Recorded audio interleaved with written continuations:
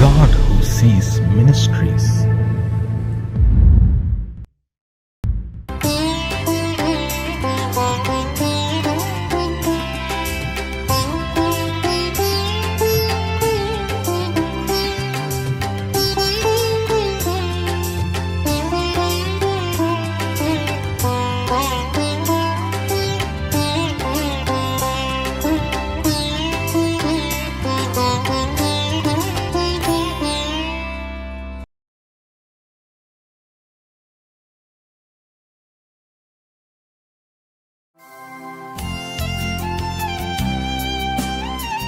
உம்மை நம்புகிறவர்கள் யாவரும் சந்தோஷித்து எந்நாளும் கம்பீரிப்பார்களாக.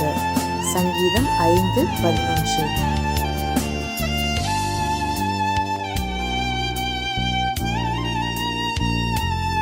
But let all those that put their trust in thee rejoice. Let them ever shout for joy. Psalms 5:11.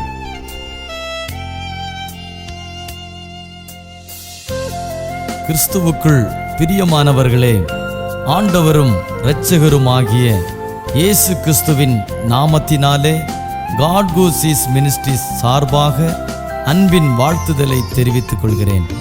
இந்த 8வது மாதம் தேவனாகிய கர்த்தர் புதிய துவக்கங்களை நம்முடைய வாழ்க்கையில் செய்ய உண்மையுள்ளவராயிருக்கிறார். 8 என்பது வேதத்தின் அடிப்படையில் நியூ பிகினிங், புதிய துவக்கம் என்று சொல்லப்பட்டிருக்கிறது. நிச்சயமாகவே இந்த மாதம் நம் வாழ்க்கையிலே, நமது குடும்பங்களிலே, ஆவிக்குரிய நிலைகளிலே புதிய துவக்கங்களை தரும் என்பதில் எந்த சந்தேகமும் இல்லை. ஒரு ஊழியக்காரனாய் நான் அதை உறுதிப்படுத்தி உங்களை வாழ்த்தி ஆசீர்வதிக்கிறேன். உங்கள் குடும்பங்களிலே, ஊழியங்களிலே, தனிப்பட்ட வாழ்க்கையிலே புதிய துவக்கங்களை கர்த்தர் நிச்சயம் தருவார். தேவனுடைய வாக்குத்தத்தங்கள் ஒருபோதும் மாறாதவைகள். இந்த மாதத்தினுடைய வார்த்தைகள் அப்படிதான் சொல்லப்பட்டிருக்கிறது. கர்த்தர் நம்மை உயர்த்துகிறவர், நம்மை வாலாக்காமல் தலையாக்குகிறவர், கீழாக்காமல் மேலாக்குகிறவர். கர்த்தருடைய வார்த்தையை கேளுங்கள், நம்புங்கள், விசுவாசியுங்கள். இந்த மாதம் முழுவதும் தேவனாகிய கர்த்தர் நம்மை நடத்த உண்மையுள்ளவராயிருக்கிறார். அவரையே பற்றி கொள்வோம், அவருடைய வார்த்தையின்படி நடப்போம். கர்த்தர் தாமே பெரிய காரியங்களை செய்வாராக. ஆமென்.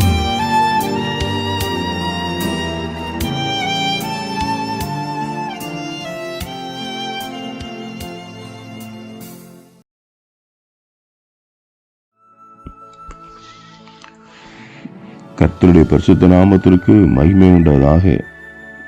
கிறிஸ்துவுக்குள் மிகவும் பிரியமானவர்களே, அது ஆண்டவரும் கர்த்தரும் இரட்சகரும் ஆகிய இயேசு கிறிஸ்து நாமத்தில் உங்கள் அனைவரையும் வாழ்த்துகிறேன்.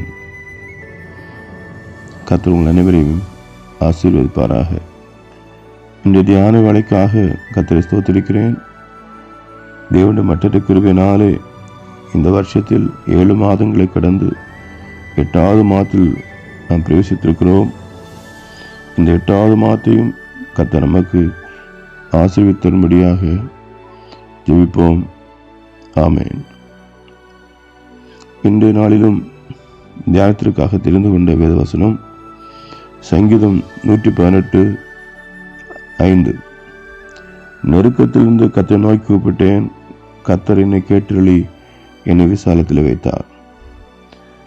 நாம் வாசித்த இந்த வசனத்தில் நெருக்கம் என்ற வார்த்தைக்கு ஆங்கிலத்தில் டிஸ்ட்ரஸ் என்று வேத அகராதியில் நாம் பார்க்க முடியும். டிஸ்ட்ரஸ் என்றால் துயரம், ஆபத்து என்னும் அர்த்தங்களும் கொடுக்கப்பட்டிருக்கின்றன. நெருக்கத்திலிருந்து கர்த்தரை நோக்கி கூப்பிட்டேன், கர்த்தர் என்னை கேட்டருளி என்னை விசாலத்தில் வைத்தார். அதாவது எனக்கு ஆபத்து வந்தபோது, துயரங்கள் வந்தபோது கர்த்தரை நோக்கி கூப்பிட்டேன், கர்த்தர் என்னை கேட்டருளினார். ஆமென். நாம் நெருக்கத்தில், ஆபத்துகளில், துயரங்களில் இருக்கும்போது நாம் கர்த்தரை நோக்கி கூப்பிட்டால், நம் கூப்பிடுதலை கேட்டு நமக்கு உதவி செய்கிறவர் தான் கர்த்தராகிய இயேசு கிறிஸ்து. நெருக்கத்தில் தவித்த பல நபர்களையும் அவர்கள் விடுவிக்கப்பட்ட விதத்தையும் நாம் வேதத்தில் காண முடியும். அவற்றில் ஒரு சிலவற்றை பார்ப்போம். 2 சாமுவேல் 22 அதிகாரம் 7 வசனத்தில், எனக்கு உண்டான நெருக்கத்திலே கர்த்தரை நோக்கி கூப்பிட்டு என் தேவன் நோக்கி அபயமிட்டேன். அவர் தமது ஆலயத்திலிருந்து என் சத்தத்தை கேட்டார் என்று தாவீது கூறுவதை பார்க்கிறோம். அதே அதிகாரம் 1 வசனத்தில், கர்த்தர் தாவீதை அவனுடைய எல்லா சத்துருக்களின் கைக்கும் சவுலின் கைக்கும் நீங்களாக்கி விடுவித்த போது அவன் கர்த்தருக்கு முன்பாக பாடின பாட்டு என்று எழுதியிருப்பதை பார்க்கிறோம். தாவீதின் வாழ்க்கையில் அவனுக்கு நேரிட்ட நெருக்கமான நேரத்திலெல்லாம் அவன் கர்த்தரை நோக்கி அபயமிடுவதும் கூப்பிடுவதும் வாடிக்கையாக கொண்டிருந்தான். கர்த்தரும் அவன் கூப்பிடுதலை கேட்டு அவனை எல்லா நெருக்கத்திலிருந்தும் விடுவித்ததை நாம் வேதத்தில் அறிய முடியும். ஒருமுறை இஸ்ரவேலருக்கும் பெலிஸ்தியருக்கும் யுத்தம் நடந்தபோது கோலியாத் என்னும் ராட்சதன் இஸ்ரவேலை நிந்தித்து பேசினான். இஸ்ரவேலின் இராணுவத்தை நடத்தின சவுலும் அவனுடைய இராணுவம் கோலியாத் என்னும் ராட்சத நிமித்தம் பெலிஸ்தியரோடு போர் செய்ய பயந்தார்கள். அந்த நேரத்தில் இளைஞனாயிருந்த தாவீது ஆண்டுடைய நாமத்தில் வைராக்கியமுடையவனாய் தான் துணிந்து சென்று ராட்சத பிறவியாகிய அந்த கோலியாத்தை யுத்த களத்தில் கொண்டு போட்டான். பெலிஸ்திய இராணுவத்தில் ஒரு முக்கியமான நபரை தாவீது கொண்டு போட்டதினால் பெலிஸ்தியர்களும் கோலியாத் குடும்பத்திலுள்ள இன்னும் 4 ராட்சத பிறவிகளும் தாவீதுக்கு சத்துருக்களாய் மாறி அவனை பகைத்தார்கள். 2 சாமுவேல் 22 அதிகாரம் 15 வசனத்திலிருந்து 22 உள்ள வசனங்களை பார்க்கும்போது தாவீதுக்கும் பெலிஸ்தருக்கும் நடந்த யுத்தங்களில் காத் ஊரை சார்ந்த கோலியாத்தின் குடும்பத்தில் உள்ள 4 ராட்சதர்கள் தாவீதுக்கு விரோதமாக வந்தபோது அவள் அனைவரையும் தாவீதும் அவனது சேவர்களும் முறியடித்து கொண்டு போட்டதை நாம் வேதத்தில் வாசிக்க முடியும். மேலும் தாவீது கோலியாத்தை கொண்டு போட்ட நேரத்தில் இஸ்ரவேலின் குமாரத்திகள் சவுல் கொண்டது 1000, தாவீது கொண்டது 16 என்று கூறி ஆடி பாடி மகிழ்ந்து தாவீதை உயர்த்தி ஆடின நிமித்தம் சவுல் தாவீதின் மேல் பொறாமை கொண்டு அவனை பகைத்தான். அவனை பகைத்தது மட்டுமல்ல, அவன் பராக்கிரமசாலி, யுத்த வீரன், காரிய சமர்த்தன், சௌந்தரியமுள்ளவன், கர்த்தர் அவனுடைய கூட இருக்கிறார் என்று அறிந்து இன்னும் அதிகமாய் தாவீதை பகைத்து அவனை கொல்ல வகை தேடினான். தாவீது சவுலுக்கு பயந்து தன் பிராணனை காத்துக்கொள்ள காடுகளிலும் மலைகளிலும் வனாந்திரங்களிலும் அலைந்து திரிந்தான். பல நேரங்களிலும் பலவிதங்களிலும் சவுல் மூலமாய் தாவீது நெருக்கப்பட்டான். ஆனால் கர்த்தர் தாவீதை சவுலுடைய கைக்கு தப்பித்துக் கொண்டே வந்தார். ஒருமுறை அமலேக்கியர் சிக்லாக் என்னும் இடத்தில் தங்கியிருந்த தாவீதின் 2 மனைவிமார்களையும் அவனுக்கு உண்டான எல்லா உடைமைகளையும் அவர்கள் கொள்ளையடித்து சிக்லாக்கையும் அக்கியினால் சுட்டெரித்து போட்டார்கள் என்று பார்க்கிறோம். தாவீது மிகவும் நெருக்கப்பட்டான் என்று 1 சாமுவேல் 30 அதிகாரம் 6 வசனத்தில் வாசிக்கிறோம். அவ்விதமாக தாவீது நெருக்கப்பட்ட நேரத்திலெல்லாம் தன் தேவனாய் கர்த்தருக்குள்ளே தன்னை திடப்படுத்திக் கொண்டான் என்று வேதத்தில் வாசிக்கிறோம். அடுத்ததாக யூதா ராஜாக்களின் சரித்திரத்திலே ஆகாஸ் ராஜா என்பவனை நாம் பார்க்கும்போது 2 நாளாகமம் 22 அதிகாரம் 22ஆம் வசனத்தில் அதை வாசிக்கிறோம். அவன் தான் நெருக்கப்படுகிற காலத்திலும் கர்த்தருக்கு விரோதமாக அந்த ஆகாஸ் ராஜா என்பவன் துரோகம் பண்ணி கொண்டே இருந்தான் என்று பார்க்கிறோம். தாவீதுடைய வாழ்க்கையில் நெருக்கங்கள் வந்தபோது தேவனை நோக்கி கூப்பிட்டு தப்பினான் என்று பார்த்தோம். ஆனால் இவன் நெருக்கப்படுகிற காலத்திலே கர்த்தருக்கு விரோதமாக துரோகம் பண்ணினார் என்று நாம் வேதத்திலிருந்து அறிய முடியும். அவனுடைய வாழ்க்கையில் நெருக்கங்கள் வர காரணமே அவன்தான். எப்படியெனில் ஆகாஸ் ராஜாவாகிற போது 20 வயதாயிருந்து 16 வருஷம் இஸ்ரவேலில் அரசாண்டாம் என்றும் அவன் தன் தகப்பனாகிய தாவீதைப் போல கர்த்தரின் பார்வைக்கு செம்மையானதை செய்யாமல் இஸ்ரவேல் ராஜாக்களின் வழிகளில் நடந்து பாகால்களுக்கு வார்ப்பு விக்கிரகங்களை செய்தான். அவன் இன்னோம் குமாரின் பள்ளத்தாக்கிலே தூபம் காட்டி கர்த்தர் இஸ்ரவேல் புத்தருக்கு முன்பாக துரத்தின ஜாதிகளுடைய அருவருப்பின்படியே தன் குமாரை அகிலே தகித்து போட்டு மேடைகளிலும் மலைகளிலும் பச்சையான சகல மரங்களின் கீழும் பலியிட்டு தூபம் காட்டி வந்தான். ஆகையால் அவனுடைய தேவனாய கர்த்தர் அவனை சீரியருடைய ராஜாவின் கையில் அவனை ஒப்புக் கொடுத்தார். அவர்கள் அவனை முறிய அடித்து அவனுக்கு இருந்தவர்களிலே பெரிய கூட்டத்தை சிறைப்பிடித்து தமஸ்குவுக்கு கொண்டு போனார்கள். அவன் இஸ்ரவேலின் ராஜாவின் கையிலும் ஒப்பு கொடுக்கப்பட்டான். இவன் அவனை வெகுவாய் முறியடித்தான் என்றும் 2,00,000 பேராகிய ஸ்திரீகளையும் குமார்த்திகளையும் சிறைப்பிடித்து அவருடைய அநேக திரவியங்களை கொள்ளையிட்டு கொள்ளைப்பொருளை சமாரியாக்கு கொண்டு போனார்கள் என்று 2 நாளாகமம் 28ஆம் அதிகாரத்தில் வாசிக்கிறோம். ஆகாஸ் ராஜா கர்த்தருக்கு பயப்படாமல் பாவம் செய்து துரோகம் பண்ணினால் கர்த்தர் அவனை அண்டை தேசத்து ராஜாக்களின் நெருக்கத்துக்கு ஒப்புக் கொடுத்தார். அவன் நெருக்கம் அனுபவித்த காலங்களிலும் அவன் கர்த்தரை நோக்கி கூப்பிடவில்லை. அது மட்டுமல்ல, அவன் அந்நிய தெய்வங்களுக்கு பலியிட்டு தூபம் காட்டினான் என்று பார்க்கிறோம்.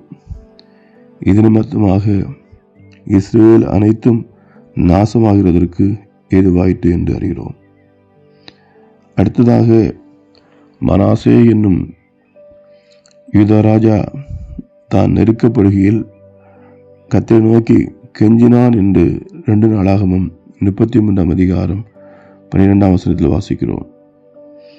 மனாசே ராஜாவாகிற போது 12 வயதாயிருந்து கர்த்தர் இஸ்ரவேல் புத்திரருக்கு முன்பாக துரத்தின ஜாதிகளுடைய அருவருப்பின்படியே அவன் கர்த்தரின் பார்வைக்கு பொல்லாப்பதனை செய்தான். அவன் தகப்பனாகிய எசேக்கியா தகர்த்து போட்ட மேடைகளை திரும்பவும் கட்டி பாகால்களுக்கு பலிபீடங்களை எடுப்பித்து விக்கிரக தோப்புகளை உண்டாக்கி வானத்தின் சேனையெல்லாம் பணிந்து கொண்டு அவளை சேவித்து கர்த்தரின் ஆலயத்தின் 2 பிரகாரங்களிலும் வானத்தின் சேனைகளுக்கெல்லாம் பலிபீடங்களை கட்டி அவன் இன்னும் குமாரின் பள்ளத்தாக்கிலே தன் குமாரை தீமிதிக்க பண்ணி நாளும் நிமித்தமும் பார்த்து பில்லி சூனியங்களை அனுசரித்து அஞ்சனம் பார்க்கிறவர்களையும் குறி சொல்வர்களையும் வைத்து கர்த்தருக்கு கோபம் உண்டாக அவர் பார்வைக்கு மிகுதியும் பொல்லாப்பு செய்தான் என்று பார்க்கிறோம். கர்த்தர் மனாசேயோடும் அவனுடைய ஜனத்தோடும் பேசின போதிலும் அவர்கள் கவனிக்காதே போனார்கள். ஆகையால் கர்த்தர் அசிரியா ராஜாவின் சேனாதிபதிகளை அவர்கள் மேல் வரப்படுத்தினார். அவர்கள் மனாசையை முச்சடியில் பிடித்து 2 வெண்கலச் சங்கிலியால் அவனை கட்டி பாபிலோனுக்கு கொண்டு போனார்கள். இப்படி அவன் நெருக்கப்படுகையில் தன் தேவனாய் கர்த்தரை நோக்கி கெஞ்சி தன் பிதாக்களின் தேவனுக்கு முன்பாக மிகவும் தன்னை தாழ்த்தினான் என்றும் அவரை நோக்கி விண்ணப்பம் பண்ணி கொண்டிருக்கிற போது அவன் கெஞ்சிதலுக்கு இறங்கி அவன் ஜெபத்தை கேட்டு அவனை திரும்பவும் எருசலேமில் உள்ள தன்னுடைய ராஜ்யத்திற்கு வரப்படினார் என்றும் கர்த்தரே தேவன் என்று அப்பொழுது மனாசே அறிந்தான் என்றும் வேதத்தில் வாசிக்கிறோம். விதமாக தாவீதுக்கு வந்த நெருக்கடிகள் எல்லாம் அவன் கர்த்தரை நோக்கி கூப்பிட்டு விடுதலை பெற்றான். ஆகாஸ் ராஜா தனக்கு நெருக்கங்கள் ஏற்பட்ட போது மேன்மேலும் அவன் தேவனுக்கு விரோதமாய் பாவம் செய்து துரோகம் பண்ணிக்கொண்டே இருந்ததினால் அவனும் அவன் ஜனங்களும் நாசமடைவதற்கு ஏதுவாயிற்றென்றும் மனாசே ராஜா தான் நெருக்கப்படுகிற காலத்திலே தன்னுடைய குற்றங்களை உணர்ந்து தேவனை நோக்கி கெஞ்சி ஜெபித்ததினால் நெருக்கத்திலிருந்து தேவன் அவனை விடுத்தார் என்று வேதமில்லாமல் அறிந்தோம். எனவே நாமும் நமக்கு வருகிற நெருக்கங்கள் எல்லாம் தேவனை நோக்கி கூப்பிட்டு அவரை வேண்டிக் கொள்வோமானால் அவர் நம்மை எல்லா நெருக்கத்திலிருந்தும் விடுவிப்பார். ஆமே. ஜெபிப்போம். எங்கள் நேசிக்கிற நல்ல பிதாவே, இந்த தியான நேரத்திற்காக உம்மை ஸ்தோத்திரிக்கிறோப்பா. நாங்கள் இருக்கப்படுகிற காலங்களில் நீர் எங்கள் கூப்பிடுதலை கேட்டு எங்களை விடுவிக்கிற உங்களுடைய கிருபைக்காக உம்மை ஸ்தோத்திரிக்கிறோம். இந்த தியானத்தில் இணைந்திருக்கிற அனைவரும் தங்கள் வாழ்க்கையில் நெருக்கங்கள் வரும்போது கர்த்தரை நோக்கி கூப்பிட நல்ல விசுவாசத்தையும் நம்பிக்கையும் தாரும். இயேசு கிறிஸ்துவின் நாமத்தில் ஜெபிக்கிறோம் நல்ல பிதாவே. ஆமென். கர்த்தர் தாமே நம்முடைய வாழ்க்கையுள்ள சகல நெருக்கத்திலிருந்தும் நம்மை விடுவித்து ஒரு நாளும் தாங்கி நடத்துவாராக. ஆமென், ஆமென், ஆமென்.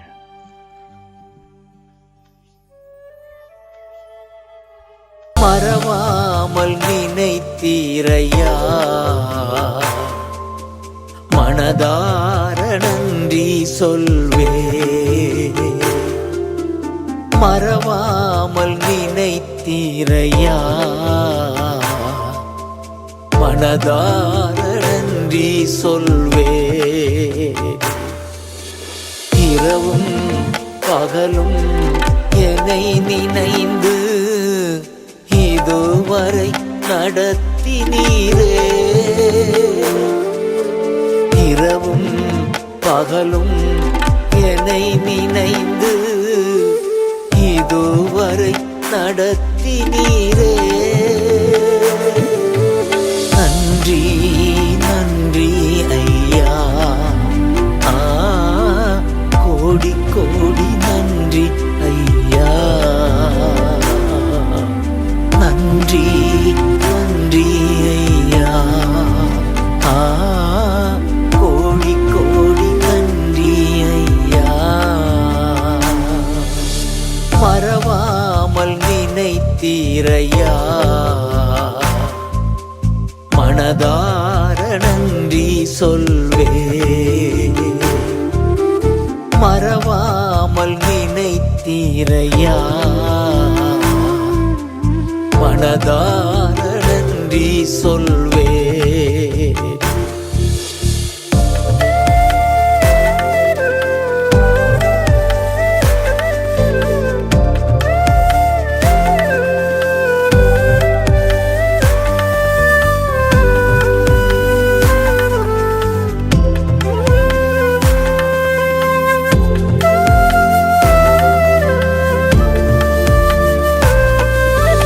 எபினேசர் நீர்தானையா,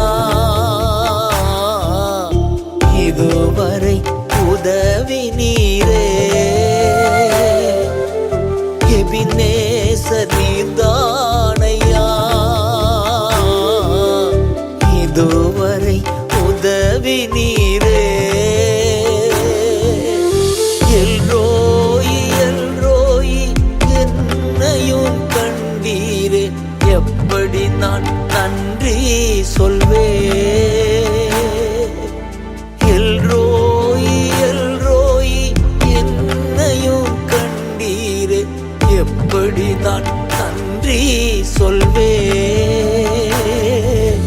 நன்றி நன்றி ஐயா, கோடி கோடி நன்றி ஐயா. நன்றி நன்றி ஐயா, கோடி கோடி நன்றி ஐயா. மறவாமல் நினைத்தீரையா, மனதார நன்றி சொல்வே. மறவாமல் நினைத்தீரையா, மனதார நன்றி சொல்வே.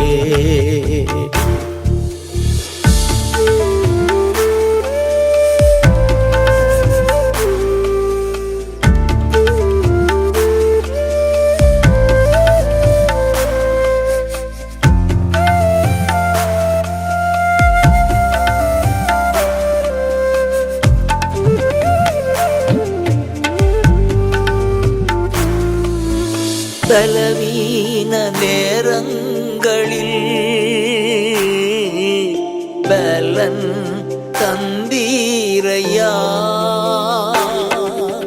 பலவீன நேரங்களில் பலன் தந்தீரையா. சுகமானேன் சுகமானேன், அழும்புகளால் சுகமானேன். என் குடும்ப மருத்துவர் நீரே. சுகமானேன் சுகமானேன், தழும்புகளால் சுகமானே. என் குடும்ப மருத்துவர் நீரே. நன்றி நன்றி ஐயா, கோடி கோடி நன்றி ஐயா. நன்றி நன்றி ஐயா, கோடி கோடி நன்றி ஐயா. மறவாமல் நினைத்தீரையா, மனதார நன்றி சொல்வே. மறவாமல் நினைத்தீரையா, மனதார நன்றி சொல்வே.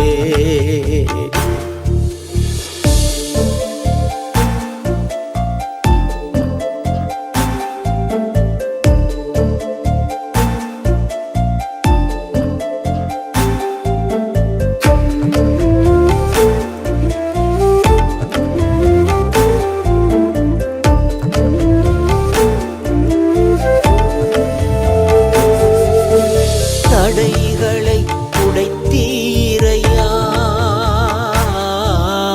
தள்ளாட விடவில்லையே. தடைகளை உடைத்தீரையா, தள்ளாட விடவில்லையே. சோர்ந்து போன நேரமெல்லாம் தூக்கி என்னை சுமந்து வாக்கு தந்து தேற்றி நீரே. சோர்ந்து போன நேரமெல்லாம் தூக்கி என்னை சுமந்து வாக்கு தந்து தேற்றி நீரே. நன்றி நன்றி ஐயா, கோடி கோடி நன்றி ஐயா. நன்றி நன்றி ஐயா, கோடி கோடி நன்றி ஐயா. மறவாமல் நினைத்தீரையா, மனதார நன்றி சொல்வே. மறவாமல் நினைத்தீரையா, மனதார நன்றி சொல்வே.